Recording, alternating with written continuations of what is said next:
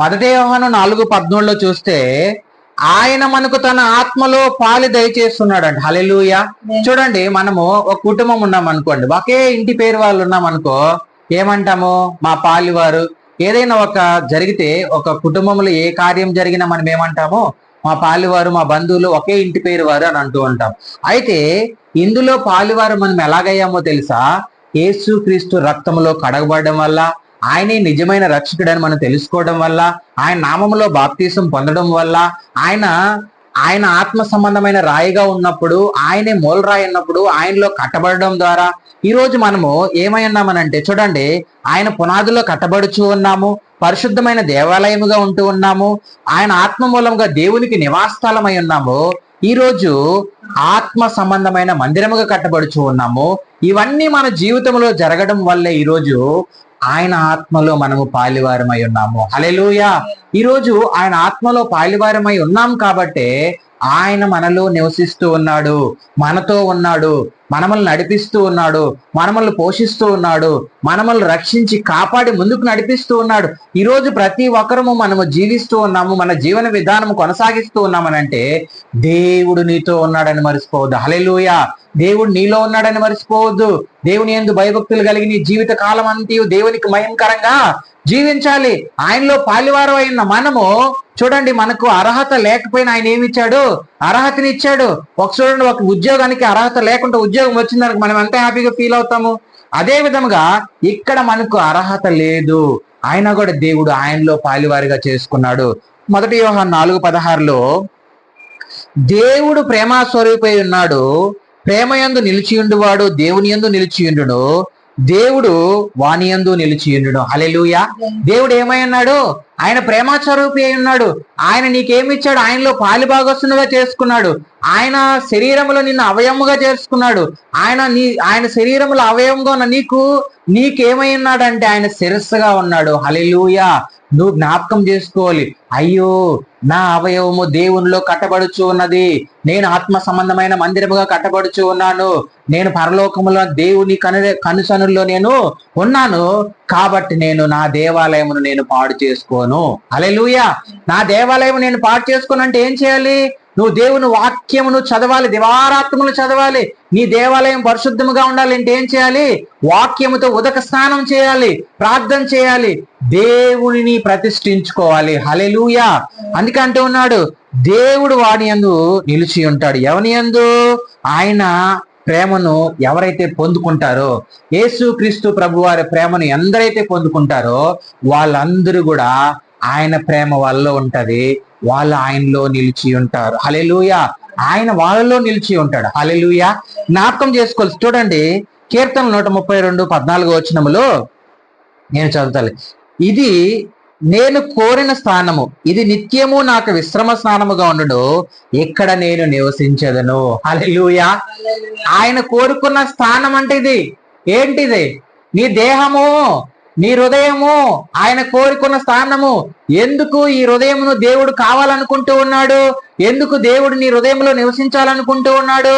ఒకానొక దినమున ఈ హృదయము సాతానుడు నివసించే స్థలముగా ఉన్నింది. ఆయన రక్తంతో కడగబడడం ద్వారా ఈరోజు దేవుని నివాస స్థలమైంది. హల్లెలూయా. అందుకే అంటూ ఉన్నాడు, ఏమంటూ ఉన్నాడు? విశ్రమ స్థానముగా నేను నివసించే స్థానం ఇది అంటూ ఉన్నాడు. హల్లెలూయా. నువ్వు జ్ఞాపకం చేసుకోవాలి, నువ్వు చాలా జాగ్రత్తగా ఉండాలి. ఎందుకనంటే నీ దేహము ఆయన నివాస స్థలము, ఆయన నివసించే స్థలము, ఆయన విశ్రమించే స్థలము. చూడండి, మనము కష్టపడి మనం ఎక్కడి నుంచి అన్నా వస్తే ఇంట్లోకి వచ్చి ఏం తీసుకుంటాము? సాధ తీర్చుకుంటాం. ఏం తీసుకుంటాము? సాధ తీర్చుకుంటాం. ఎందుకంటే కష్టపడ్డా, మనకి ఇల్లు ఉంది కాబట్టి. అదే విధముగా ఆయనకి నివాస స్థలం లేదా నీ దగ్గర వచ్చి నివసించడానికి? ఎందుకనంటే ప్రతి దేహమును ఆయన దేవుని ఆలయముగా చేసుకోవాలనుకుంటూ ఉన్నాడు. హల్లెలూయా. ఒకవేళ నువ్వు ఈ రోజు వరకు దేవునికి దూరంగా ఉన్నావేమో, ఆయన నిన్ను ప్రేమిస్తూ ఉన్నాడు, నీ దేహమును దేవుని ఆలయంగా చేసుకోవాలనుకుంటూ ఉన్నాడు. ఆయన నామమును నువ్వు ఎరిగితే, ఆయన మాటను నువ్వు వింటే ఖచ్చితంగా ఆయన నిన్ను రక్షించి నీలో నివసించాలనుకుంటూ ఉన్నాడు. హల్లెలూయా.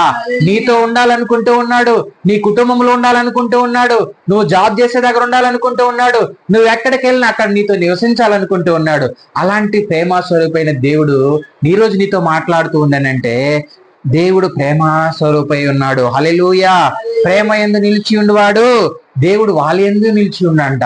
ఈరోజు మనందరి యందు ఆయన నిలిచి ఉన్నాడు. హల్లెలూయా. ఆయన కోరుకున్న స్థానం అంటే ఏంటో తెలుసా? నీ దగ్గర ఉన్న డబ్బు కోరుకోలేదు, నీ దగ్గర ఉన్న ఆస్తి కోరుకోలేదు. నువ్వు ధనవంతుడివా, ధనము లేనివాడువా, కులవంతుడివా, గొప్పవాడివా, దేశ ప్రధానివా, ముఖ్యమంత్రివా, లేకపోతే ఎమ్మెల్యేవా, ఎంపీవానని ఆయన నిన్ను అడగటం లేదు. నేను నివసించే స్థలము, నేను కోరుకున్న స్థలం ఎక్కడో తెలుసా? నీ హృదయం అంటున్నాడు. హల్లెలూయా.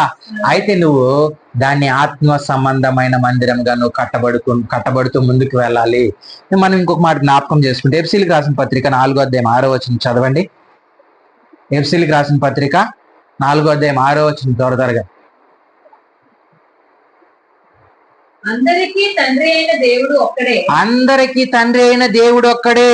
ఆయన అందరికీ పైగా ఉన్నవాడై, ఆయన అందరికీ పైగా ఉన్నవాడై అందరిలోనూ వ్యాపించి అందరిలో ఉన్నాడు. హల్లెలూయా. ఆయన చూడండి, ఏమైనా అందరికీ దేవుడు ఒక్కడే. ఆయన అందరికీ పైగా ఉన్నవాడై అందరిలో వ్యాపించి అందరిలో ఉన్నాడంట. హల్లెలూయా. ఇంత గొప్ప ధన్యత మనకు దేవుడు ఇచ్చాడు. ఏమనంటే అందరికీ ఏమైనాడు? దేవుడు ఒక్కడే ఉన్నాడు. అదే విధంగా అందరికి పైవాడుగా ఉన్నాడు. మూడో విషయం, అందరిలో ఆయన ఏమై ఉన్నాడంట? వ్యాపించి ఉన్నాడు. అందరిలో ఆయన ఉన్నాడు. హల్లెలూయా. ఈరోజు మనం జ్ఞాపకం చేసుకుంటే ఆయన ఈరోజు మనందరిలో నివసిస్తూ ఉన్నాడు, మనందరితో ఉన్నాడు. మనందరినీ ఈరోజు జీవం కలిగిన దేవుడు ఏమై ఉన్నాడు? జీవింప చేస్తూ ఉన్నాడు. హల్లెలూయా. హల్లెలూయా. అయితే మనము జ్ఞాపకం చేసుకుంటే అటు ఇటు స్థిరంగా లేకుండా తిరిగే వారికి దేవుడు కనిపించడు. ఎందుకనంటే వాళ్ళకి ఏం లేదంటే స్థిరత్వం లేదు. అదే స్థిరత్వం నీలో ఉంటే, చూడండి, హాగరు నీటి బొగ్గ దగ్గరే ఉంది. కుమారుడికి ఏ దాహమో? నీళ్ళు కావాలి. కానీ అటు ఇటు సంచారం చేస్తూ ఉంది. దేవుని దూత వచ్చి చెప్పే వరకు ఆ నీటి బొగ్గను తెలుసుకోలేకపోయింది. ఈరోజు దేవుడు నీతో అంటూ ఉన్నాడు, ఒరే బాబు, నేను నిన్ను ప్రేమిస్తూ ఉన్నాను. నేను నీ హృదయమును, నీ దేహమును దేవునాలయముగా చేసుకోవాలనుకుంటూ ఉన్నాను.